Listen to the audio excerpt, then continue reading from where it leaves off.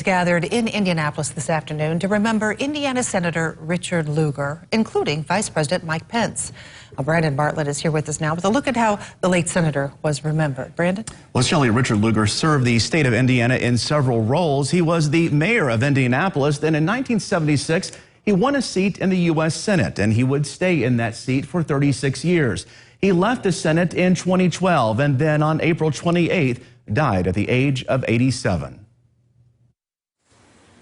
As I traveled around the world as a congressman and as a senator, I was always struck by the fact, no matter what capital anywhere in the world I was, as soon as I told people I was from Indiana, the next two words I heard were Dick Lugar. Hundreds gathered this afternoon at an Indianapolis church to remember the man who became known around the world as a peacemaker, a man, many say, who always stood by his Midwestern values, no matter where he was in the world. All of it, every bit, was built on that honest Indiana upbringing.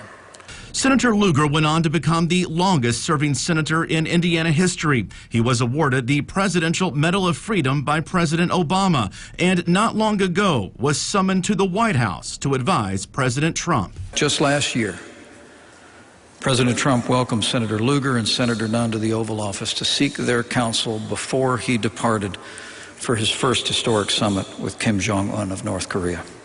The vice president then went on to say that Lugar not only changed Indiana, but the country and the world. There's a Boy Scout rule that says you don't leave a campsite as good as you found it, you leave it better than you found it. And Dick Lugar left Indiana, America, and the world better than he found it.